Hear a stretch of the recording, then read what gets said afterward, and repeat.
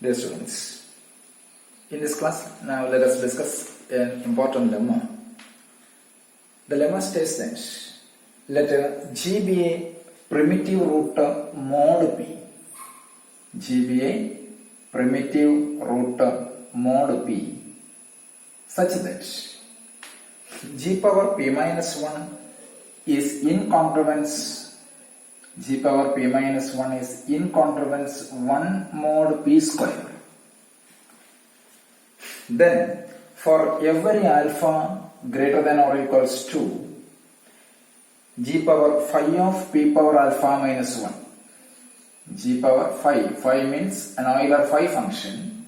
Phi of P power alpha minus 1 is in congruence 1 mod P power alpha. 1 mod P power alpha. G be a primitive root mod P such that G power P minus 1 is in congruence 1 mod P square. Then for all alpha greater than or equals to G power phi of P power alpha minus 1 is in congruence 1 mod P power alpha. So listen, G be a primitive root mod P means G be a primitive root mod P means G power phi of P is congruence to 1 mod P power alpha. Okay. G be a primitive root mod P, then G power phi of P. Since P be an odd prime, it is G power P minus 1 is congruence to 1 mod P. But we have to show that G power phi of P power alpha minus 1 is in congruence 1 mod P power alpha if G power P minus 1 is in congruence 1 mod P square. So the proof is held by induction. If alpha equals 2, what about this one? So the second result, the second equation becomes G power phi of P power alpha minus 1 means phi of P is in congruence 1 mod P square. G power phi of P is in congruence 1 mod P square. That means G power, what is phi of P? Since P be an odd prime, we have it is G power P minus 1 is in congruence 1 mod P square. So that is true. Why? Because it is held by 1. Okay. So when alpha equals 2, the result is held. G power P minus 1 in congruence 1 mod P square is nothing but a hypothesis. So the result is true for when alpha equals 2. Okay. Now assume the result is true for alpha. Result is true for alpha means G power phi of P power alpha minus 1 is true for alpha. True for alpha. That is G power phi of P power alpha minus 1 is in congruence 1 mod P power alpha. Now to show that the result is true for P power alpha, or true for alpha plus 1. Okay. What is Euler formula? We know that by Euler formula, if A and M are relatively prime, then A power phi of M is congruence to 1 mod M. So this is Euler-Fermat formula. Euler-Fermat theorem. If A and M are relatively prime, then A power phi of M is congruence 1 mod M. So here, since G being a primitive root mod P, then by Euler-Fermat formula, we know that G power phi of P power alpha minus 1 is congruence to 1 mod P power alpha minus 1. Okay. By Euler-Fermat formula, G power phi of P power alpha minus 1 congruence to 1 mod P power alpha minus 1. Instead of A, here it is G phi of M, instead of M, here it is P power alpha minus 1. Okay. That means G power phi of P power alpha minus 1 is congruence to 0 mod P power alpha minus 1. That means P power alpha minus 1 must divide G power phi of P power alpha minus 1 minus 1. Okay. So that means G power phi of P power alpha minus 1 is nothing but 1 plus some lambda into or as p power alpha minus 1. Agree? Okay. So, take on. Now, raising both sides of the pth power. What it is? G power phi of p power alpha minus 1 complements to 1 mod, is equals 1 plus lambda p power alpha minus 1. Then raising the pth power, what it is? G power phi of p power alpha minus 1 all power p. Okay, all power p equals 1 plus lambda into p power alpha minus 1 all power p. Clear? Okay. Then it is nothing but 1 plus p into or pc1. What is pc1? P. 1 by binomial expansion. It is pc1 means p. So it is lambda in p into lambda into p power alpha minus 1. That is lambda into p power alpha. Okay. Lambda into p power alpha plus the next term is pc2. What is pc2? P into p minus 1 by 2 into lambda square into p power alpha minus 1 whole square plus etc. Enough? 1 binomial expansion. But we know that what is p into phi of p power? What is, listen, g power phi of p power alpha minus 1 all power p is nothing but the left side is g power phi of p into phi of p power alpha minus 1.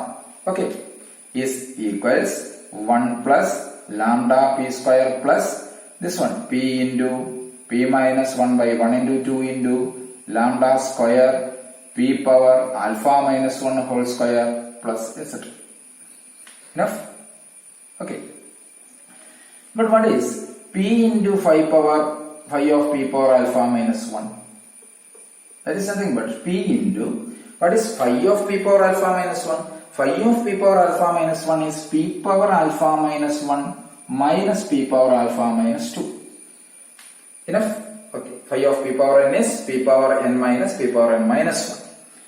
So that is p power alpha minus p power alpha minus 1.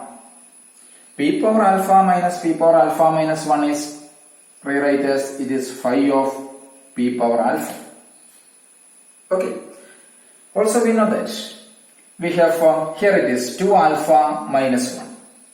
Okay. So the second come to the third term. Come to the third term in the expansion of g power p of phi power p power alpha minus 1. In the third term there is p power alpha minus 1 whole square. What is p power alpha minus 1 whole square? It is p power 2 alpha minus 2. Okay. So it is 2 alpha minus 2 or 2 alpha is minus 2 greater than or equals alpha plus 1. Agreed. Again come to the next term. There is 2 alpha. The next term is lambda cube p power alpha minus 1 whole cube. The next term involves lambda cube p power alpha minus 1 whole cube. What is p power alpha minus 1 whole cube? P power 3 alpha minus 3. Also we know that 3 alpha minus 3 also greater than or equals alpha plus 1. And so on. Okay. And so on.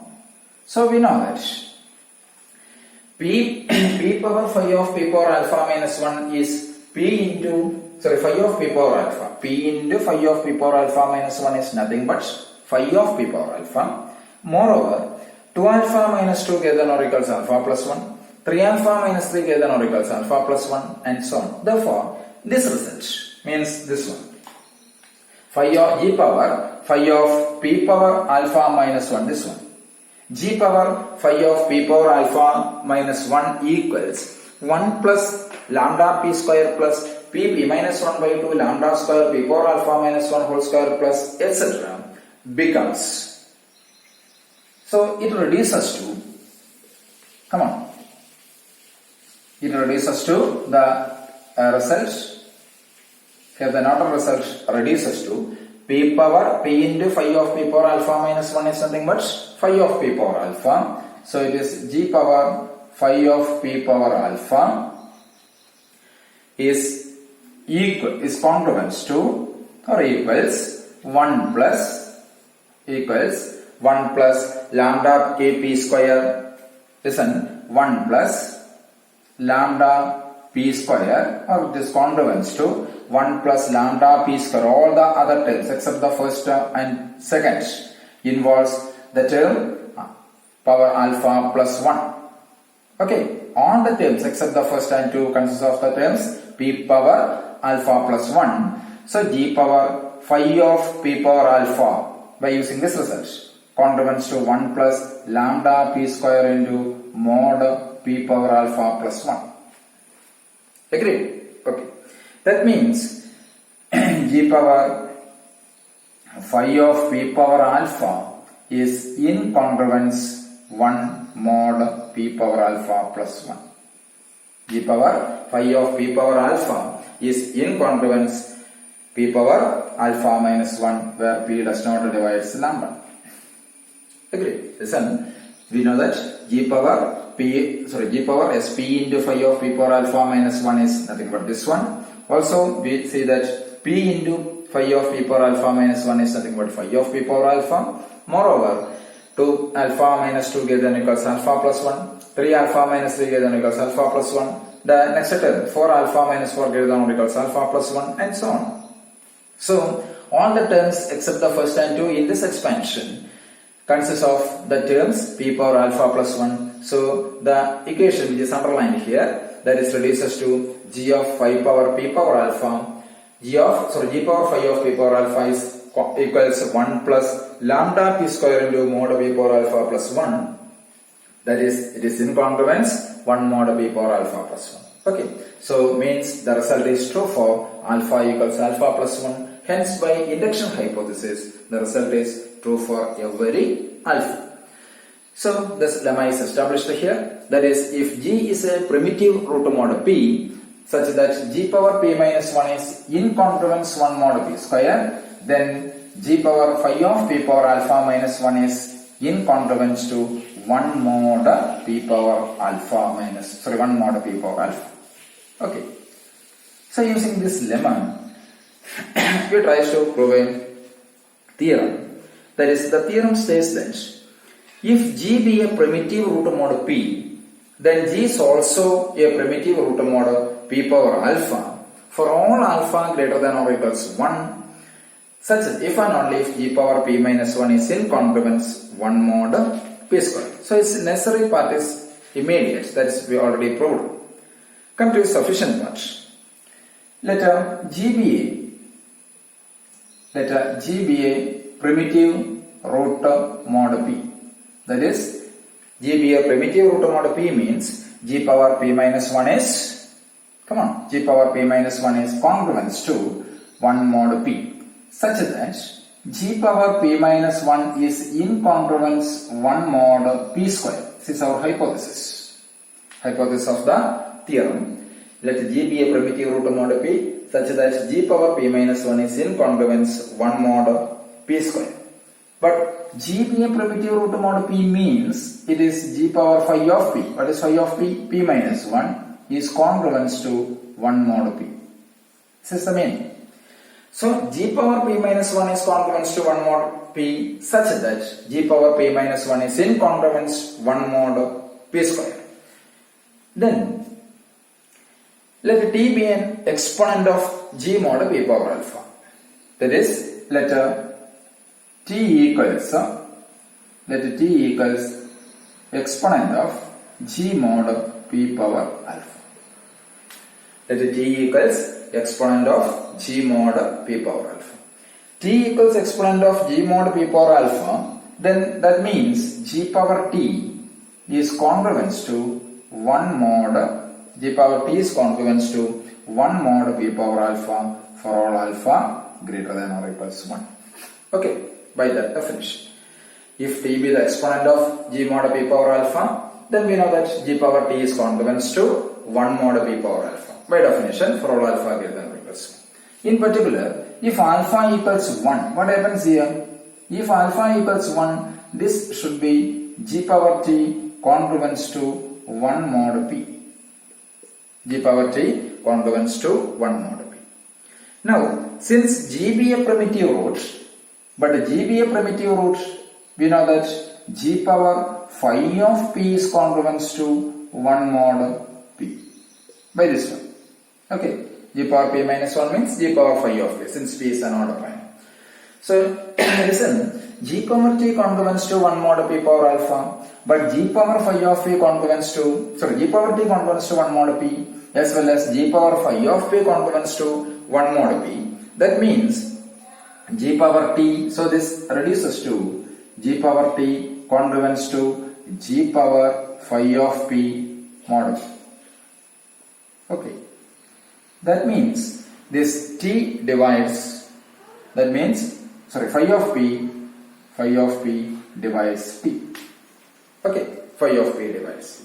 Phi of p divides t means what is t? That means t equals phi of p, so here phi of p divides t. Phi of p divides t means, what is t here? That implies t equals some q into phi of p. So come to this result. So phi of p divides t implies t equals q into phi of p. If t divides phi of p power alpha, if possible, if t divides phi of p power alpha, what happens here? If t divides phi of p power alpha, what is t?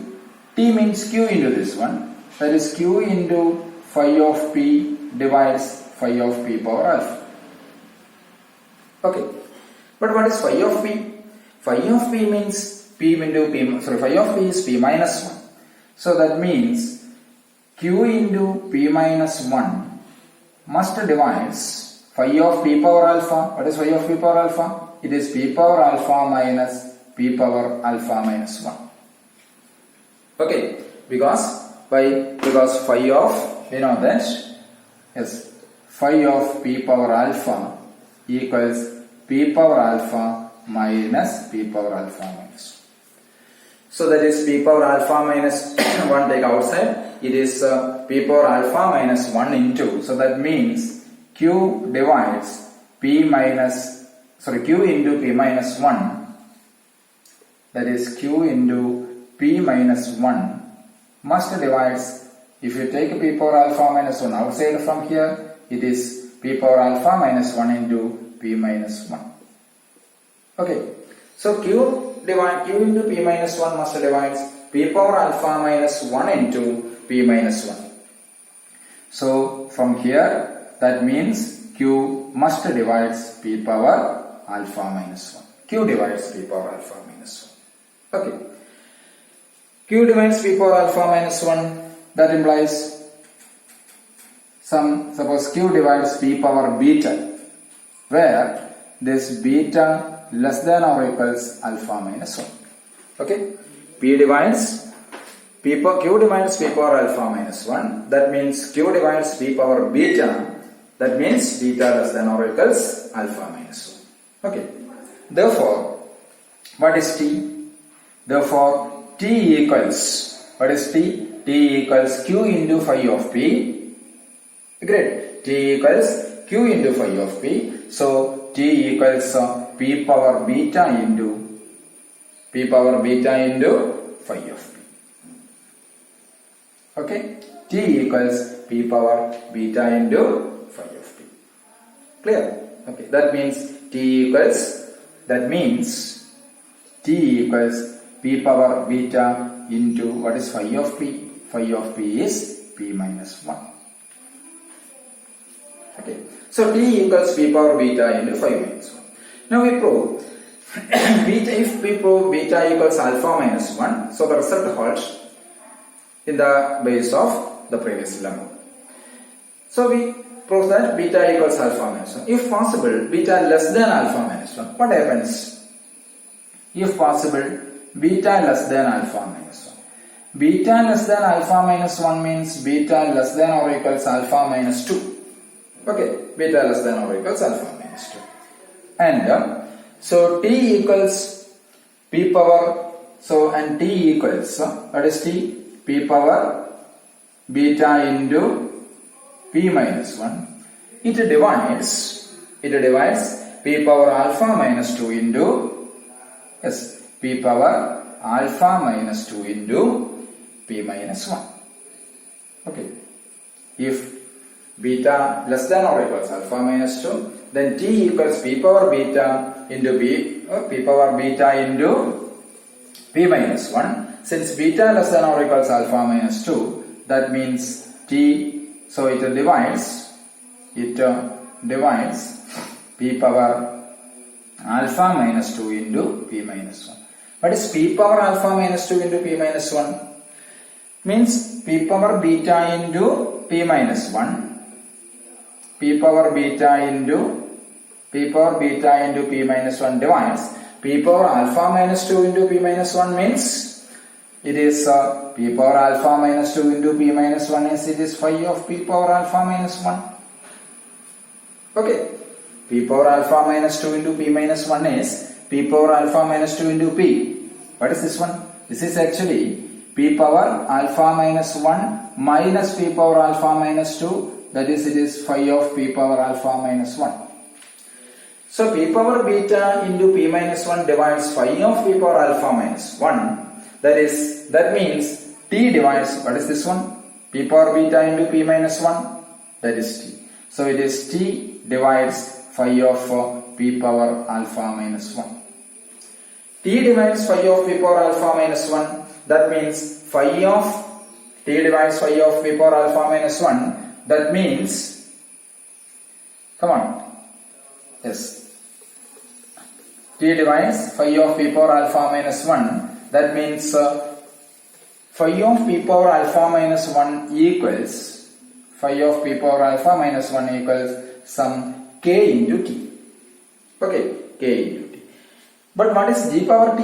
We know that g power t is congruence to 1 mod p power alpha, or one mod g power t is congruence to 1 mod p power alpha. Why? Because of the choice of t is exponential of g mod p power alpha. So g power t is congruence to 1 mod p power alpha. Therefore, g power kt is also congruence to 1 mod p power alpha. G power t congruence to 1 mod p power alpha. So g power kt congruence to 1 mod p power alpha means g power kt. What is kt? Phi of p power alpha minus 1 is congruence to 1 mod p power alpha. That's a contradiction to the above lemma. This contradiction is due to our wrong decision, our wrong assumption, that is beta not less than alpha minus 1 means beta equals alpha minus 1. Hence the theorem is proved. Okay, so the sufficient part or the reverse ingression of the theorem is called. So means so G be a primitive root. Okay.